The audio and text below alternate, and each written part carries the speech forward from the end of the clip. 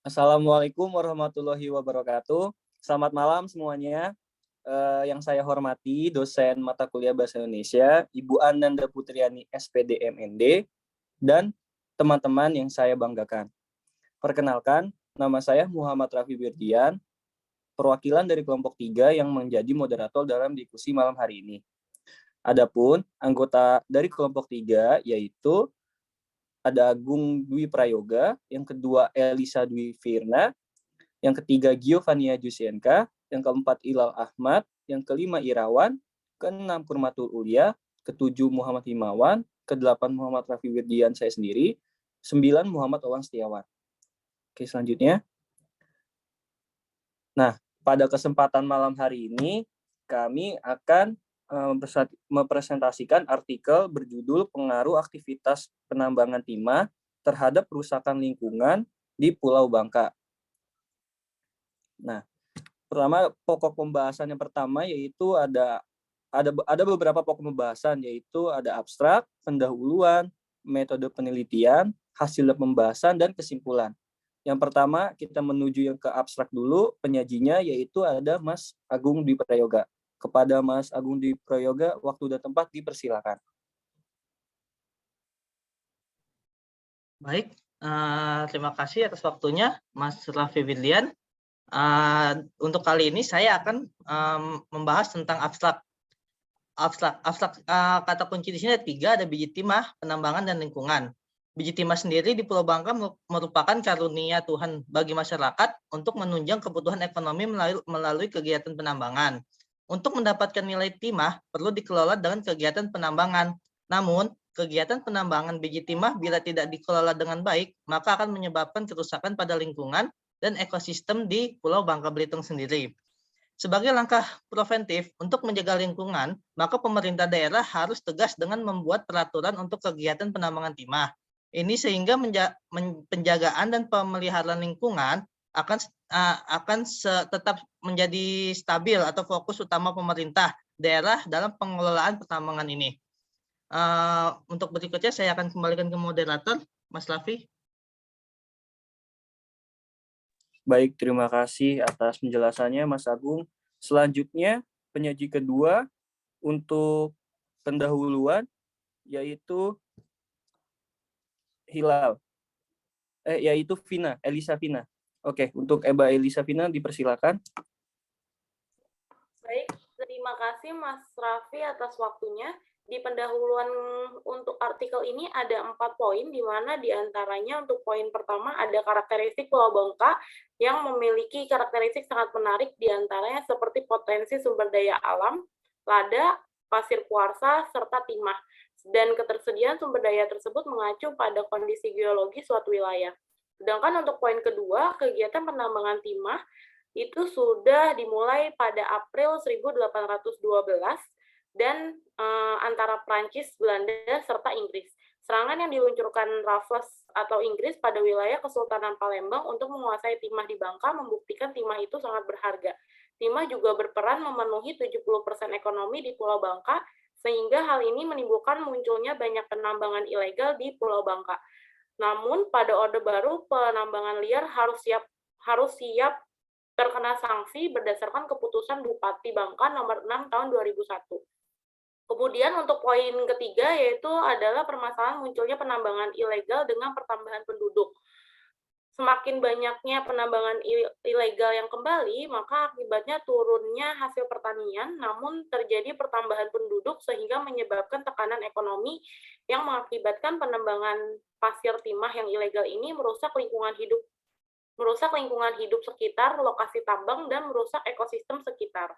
Kemudian untuk poin keempat yaitu ada penambangan pasir timah dengan Undang-Undang Nomor 32 Tahun 2009. Berdasarkan pada Undang-Undang Nomor 32 Tahun 2009 bahwa lingkungan hidup adalah kesatuan ruang dengan semua benda daya, keadaan, dan makhluk hidup termasuk manusia dan perilakunya yang mempengaruhi alam itu sendiri, kelangsungan peri kehidupan, dan kesejahteraan manusia serta makhluk hidup lain, sehingga ini menyebabkan setiap penambangan diwajibkan untuk melakukan AMDAL. Untuk setiap penambangan ilegal, maka akan dikenakan sanksi serius apabila ditemukan pelanggaran terhadap pasal tersebut. Untuk slide berikutnya akan saya kembalikan ke moderator, yaitu Mas Raffi. Baik, terima kasih Mbak Elisa. Untuk selanjutnya yaitu ada metode penelitian yang akan dipresentasikan oleh Mas Himawan. Kepada Mas Himawan, waktu dan tempat dipersilakan. Baik, terima kasih kepada saudara moderator. Baik, berikutnya saya akan menjelaskan mengenai metode penelitian. Pertama itu ada kualitatif deskriptif, yang dimana kualitatif deskriptif ini merupakan metode untuk mengetahui dampak kerusakan akibat penambangan timah yang dilakukan secara kualitatif deskriptif. Artinya melakukan pendekatan melalui objek yang diteliti, kemudian mendeskripsikannya. Kemudian metodenya itu dengan wawancara, observasi, dan teknik studi pustaka. Untuk pengumpulan datanya bisa dilakukan dengan wawancara, observasi, serta teknik studi pustaka. Teknik studi pustaka dilakukan untuk mendapatkan bahan dan informasi yang berhubungan dengan penelitian ini. Kemudian untuk analisis datanya sendiri, analisis penelitian ini dianalisis dengan model interaktif yang terbagi menjadi 4 tahapan, yaitu pengumpulan data, kondensasi data, penyajian data, dan penarikan kesimpulan.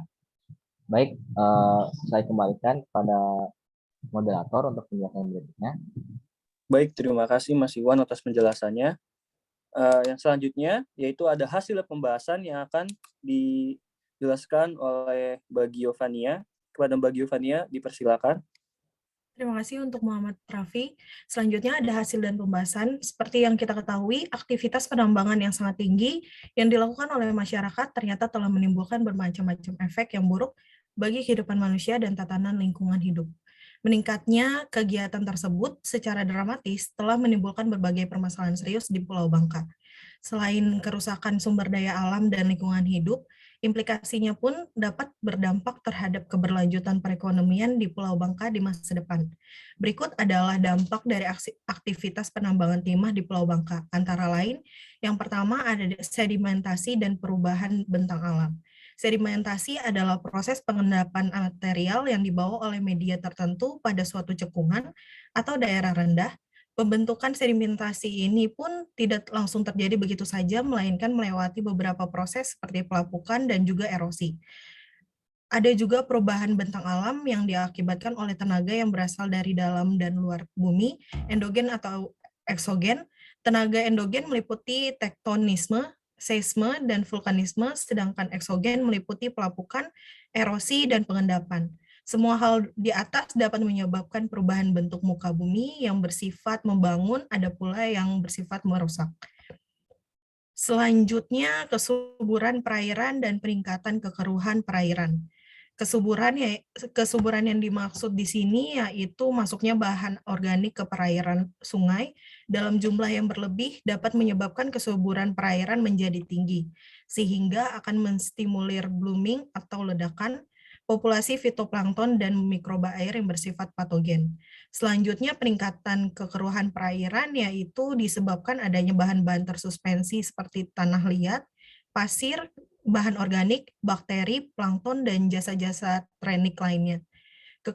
Kekeruhan ini merupakan dampak yang paling nyata dari aktivitas penambangan yang disebabkan partikel-partikel tanah terlalu atau tersuspensi di dalam perairan. Yang keempat, ada kerusakan ekosistem dan musnahnya biota laut. Dampak penimbunan oleh sedimen atau sedimentasi yang terjadi di perairan, baik secara langsung maupun tidak langsung, berhubungan dengan keberadaan keanekaragaman hayati. Penimbunan dasar perairan oleh sedimen dapat merusak dan memusnahkan komunitas hewan bentik dan lokasi pemijahan biota perairan lainnya. Partikel tanah yang tersuspensi akan menutupi habitat lainnya seperti tanaman air, permukaan tanah, dan telur-telur seluruh biota perairan, sehingga telur tidak dapat berkembang dengan baik. Yang keempat, ada pencemaran logam berat, yaitu timah hitam dan persenyawaan yang dapat berada di dalam badan perairan secara alamiah dan sebagai dampak dari aktivitas manusia. Secara alamiah, timah hitam dapat masuk ke badan perairan melalui pengkristalan timah hitam di udara dengan bantuan air hujan dan proses klorifikasi dari bantuan mineral. Timah hitam yang masuk ke dalam badan perairan tersebut sebagai dampak dari aktivitas kehidupan manusia dapat terwujud dalam bermacam bentuk. Sekian pemaparan dari saya. Selanjutnya saya kembalikan ke saudara moderator. Baik, terima kasih untuk Mbak Giovania. Untuk selanjutnya ada tentang gambar hasil pembahasan yang tadi, yaitu akan dipresentasikan oleh Muhammad Wawan. Untuk Mas Muhammad Wawan, dipersilakan. Baik, terima kasih Pak Moderator Muhammad Rafi. Berikut ada beberapa tabel, yaitu salah satunya kami mendapatkan hasil uji nilai total suspensi solid di beberapa titik, atau kami mengambil 4 titik. Ada yang pertama ada Sungai Penyak, 2 Sungai Jeruk, 3 Sungai Mancung, dan 4 Sungai Kepo. Di antara keempat sungai tersebut, kami mendapatkan hasil yang di atas regulasi baku mutu. Berdasarkan regulasi baku mutu kita bisa lihat di tabel di sampingnya, yaitu ada beberapa parameter, ada 6 parameter dan beberapa kelas-kelas di atas baku mutu. Mungkin itu saja dari saya. Terima kasih Pak Moderator, saya kembalikan. Baik, terima kasih Mas Wawan. Untuk selanjutnya ada simpulan yang akan dipresentasikan oleh Mbak Ulia. Kepada Mbak Ulia dipersilakan. Baik, terima kasih Saudara Moderator Raffi. Dari artikel penelitian yang kami angkat di sini, terdapat kesimpulan bahwa penambangan timah ilegal di Pulau Bangka memiliki dampak yang sangat besar terhadap kelestarian sumber daya perairan di Pulau Bangka. Dampak yang dihasilkan dari aktivitas tersebut diantaranya ada sedimentasi dan perubahan bentang alam, kemudian meningkatnya kesuburan perairan dan kekeruhan, dan yang terakhir ada kerusakan ekosistem dan hilangnya biota perairan serta pencemaran logam berat. Dampak besar dari aktivitas penambangan timah inkonvensional ilegal ini dalam jangka waktu panjang yaitu pencemaran logam berat jenis TB atau timah hitam, sehingga perlu adanya upaya penanggulangan dan pengelolaan sumber daya perairan di Pulau Bangka secara berkelanjutan dengan melibatkan semua pihak, baik individu maupun komunitas atau kelompok masyarakat serta penyuluhan. Demikian dari saya. Terima kasih. Saya kembalikan ke moderator. Oke, terima kasih untuk Mbak Ulia. Kita akan selanjutnya masuk ke sesi tanya jawab. Oke, kita akan batasi dengan 2 pertanyaan. Silakan jika ada yang ingin bertanya. Oke, baik. Nama saya Marisa. Saya mau bertanya. Oke, Mbak boleh Marisa. minta tolong masuk ke slide 6 bagian metode penelitian.